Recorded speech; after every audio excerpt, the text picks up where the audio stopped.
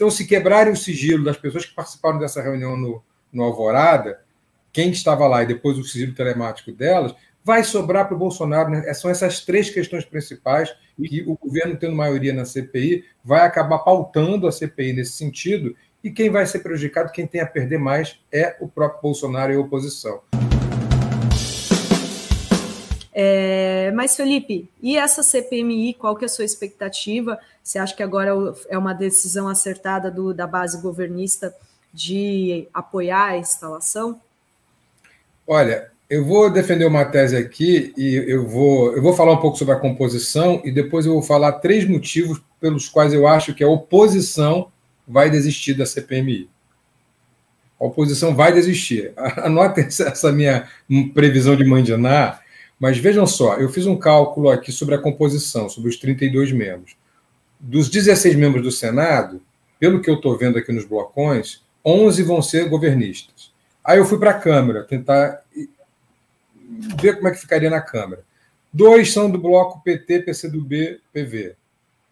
3 são do PL, 3 de oposição. 5 são do bloco maior, que é o bloco do Lira. Mas esse bloco do Lira tem PSB, tem PDT, tem Avante. Então depende muito da posição que o Lira tem. E o líder desse blocão é do PSB, do Partido Socialista Brasileiro, do partido do Alckmin. Então, sei lá, vamos supor que ele indique um do seu próprio partido, o PSB. Mais um do PDT, pelo menos. E um do Avante, porque o Janones, por exemplo, vai querer estar nessa CPI, nessa CPMI. Já teríamos 3 aí. O outro bloco de 4 é MDB, PSD, que estão com o governo, Republicanos, Podemos e PSC. Vamos botar só 2. Então são 3, mais 2, 5, mais 2 do PT, PCdoB, são 7, mais um que vai ser indicado na sobra pelo maior, que deve vir para a esquerda, 8. Aí sobra ainda as indicações do Lira, União Brasil e o PP, que ele deve indicar de pessoas neutras, que na verdade o Lira vai querer que estejam a favor do governo, são 10. Então, pelos meus cálculos, dos 32 dessa CPMI, 21 serão governistas. O governo terá a maioria. Esse é o meu cálculo, posso estar errado, mas estou fazendo agora. O que vai acontecer, então? Me parece que, por esse cálculo, a oposição desiste. E por que a oposição desiste? Porque há 3 assuntos que me parecem que vão ser os assuntos principais levantados pelo governo, que vai ter a maioria de 21, pelos meus cálculos aqui. Assunto número 1, minuta do golpe. Claro que tem que falar na minuta do golpe. Pô, imagina, a primeira explicação do Anderson Torres foi: alguém me entregou na rua. Sabe como é que é, né? Todo dia a gente recebe um documento em forma de ato institucional. Se você olhar e ler a linguagem, todo dia eu recebo aqui, cara. Eu saio na esquina, um vizinho me dá aqui, toma aqui essa minuta do golpe aqui, leva para casa, porque é mais barato. Vão discutir essa minuta do golpe. E o Anderson Torres está preso há 3 meses. Está dito por ele em estado psicológico ruim. Vai piorar a situação dele, pode abrir caminho para uma delação premiada. E a gente sabe onde chega essa delação premiada. No chefe direto dele. É um só, Bolsonaro. Número 2, as viúvas do Heleno. Viúvas do Heleno. É isso que vai bater, porque a gente viu daqueles 9 oficiais do GSI que estavam no dia lá das imagens da CNN que foram editadas, 7 participavam de motociatas do Bolsonaro. São viúvas do general Heleno. Então vai envolver as viúvas do Heleno e o próprio Heleno. Mais um problema para a oposição. E 3, que me parece até o principal, vai-se poder fazer a quebra de sigilo das reuniões do Alvorada em novembro e dezembro. Lembram quando o Bolsonaro submergiu no Alvorada, ali ficou, não ia trabalhar, não ia ao Planalto? Ali muita gente foi naquelas reuniões, dá para fazer um mapeamento pela entrada do Palácio do Alvorada. Quebra-se o sigilo de quem entrou nas reuniões e depois quebra-se o sigilo telemático de quem participou delas. E aí vai se descobrir que ali se planejou, inclusive, a minuta do golpe.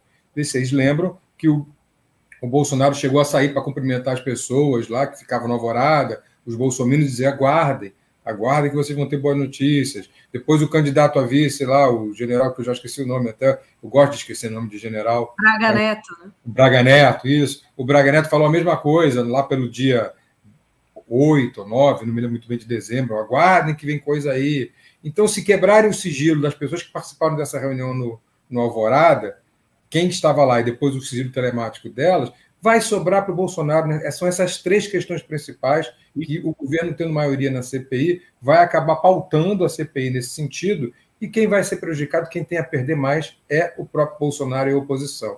Daí a minha tese, Miguel, Renato, Dri, eu acho que a oposição, quando vê esses números e entender que esses serão assuntos, vai botar o rabinho entre as pernas e sair correndo para Dubai. Sair correndo para Dubai, para Miami, para qualquer lugar que acolhida para essa gente. Eu acho que é isso que vai acontecer. Tem a história do Marcos Duval. Né? Isso. Que teria entrado no palácio num carro, né, durante esse período, e que teria combinado com o Bolsonaro de gravar o Alexandre Moraes. Bem lembrado. Essa história precisa ser muito bem investigada. Muito bem investigada. Ô, Rovai, o caso do Duval é curioso, né? Ele provavelmente vai inventar outra história, vai falar que agora foi estratégia de inteligência, né, para denunciar o Bolsonaro, porque ele já apresentou várias versões, né, e para mim é um caso de alguém que foi ameaçado pela família Bolsonaro, né? Ele praticamente confessou isso numa entrevista. Quero agradecer muito aqui a Eduardo Bolsonaro, ao Flávio Bolsonaro, por me colocar em juízo na minha cabeça. Falou isso numa entrevista. E em seguida ele mudou completamente a versão dele, né? Falou que era uma estratégia. Então, ele é um que pode ainda apresentar, pode mudar mais uma vez. Para mim, esse é um cara que é um caso típico de total falta de cognição. Acho que ele não tem a menor compreensão das coisas que diz. Mesmo, Miguel. Acho que ele é manipulado e não tem compreensão. Tem sim, tem sim. É um idiota, ele ficou com medo, Felipe. Ele ficou com medo e mudou, né? Ele ficou, é melhor cuidar da minha vida, porque o bolsonarismo mata. Né? Verdade. Inclusive, a CPMI capaz de um monte de gente morrer misteriosamente do coração durante a CPMI. Bolsonarista, queima de arquivo. Mas eu entrevistei ao vivo, ele foi o relator, para vocês terem uma ideia, ele foi o relator da LDO o ano passado. E eu fiz uma pergunta muito simples para ele, era ao vivo. Vocês lembram que eu estava lá na Jovem Pan debatendo com o Ricardo Salles e todos aqueles fascistas? E aí ele foi entrevistado e eu perguntei mais, ô senador, não tem previsão aí na LDO para R$600 de Bolsa Família no ano que vem. Está em 400, só tem 400, não tem para manter os 600. E aí? Não é para ter mesmo, não precisa ter. Quer dizer, uma total falta de compreensão daquilo que ele estava fazendo. Então, eu concordo com você, Miguel, sim, o bolsonarismo mata e ele tem medo, mas, ao mesmo tempo, eu acho que a cognição dele é muito curta.